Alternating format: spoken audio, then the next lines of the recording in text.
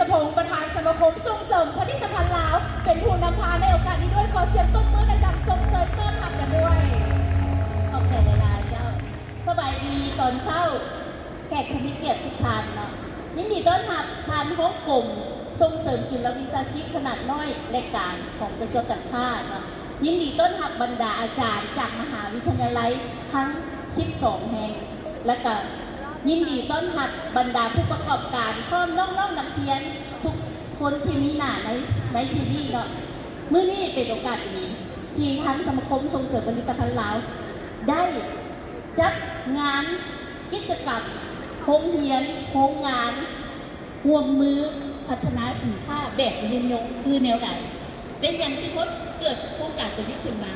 เนื่องจากผู้ผลิตส่วนหลายยังบ่ทันรู้ว่าพวกเขามีโรงเรียนที่สามารถช่วยเหลือพวกทานเฮ็ดแนวไหนให้คุณภาพสินค้าของพวกทานถูกน้อมรับถูกเชื่อมั่นจาก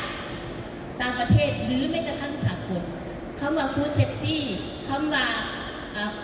วิวัฒนาการอันใหม่ๆ innovation product หรือทุกอย่างที่เกี่ยวข้องเกี่ยวกับการผลิตแมนพวกเขา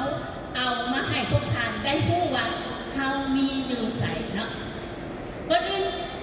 เริ่มต้นจากเซสชั่นแรกเนาะข้าพเจ้าขอเชิญอาจารย์ปอ.สิทธิไซไก่ลาดปริญญาเอกสาขาวิทยาศาสตร์สัตวแพทย์มหาวิทยาลัยเรียนจบจากมหาวิทยาลัยขอนแก่นประเทศไทยเนาะเป็นหัวหน้าภาควิชาสัตวแพทย์เกษตรศาสตร์มหาวิทยาลัยแห่งชาติคณะปอ.เกตมณีราชวงศ์ปริญญาเอกทางด้านสาธารณสุขและโภชนาการจบจากมหาวิทยาลัยบูอัมสเตอร์ดัมประเทศเนเธอร์แลนด์เนาะทานวกสอดภูมิมณีวงศ์ปริญญาโทสาขาคุ้มครองบริหารศึกษาจบจากสถาบันคุ้มครองบริหารจากสสเวียดนามรับผิดชอบเกี่ยวกับเรื่องส่งเสริมและโภชนาการของโรงเรียนเนาะมื้อนี้เพิ่นสิมาเว้าเกี่ยวกับเรื่องเรียนเกษตรแนวใดให้มีรายได้รายหักและได้โภชนาการไปพร้อมเนาะขอขอบใจ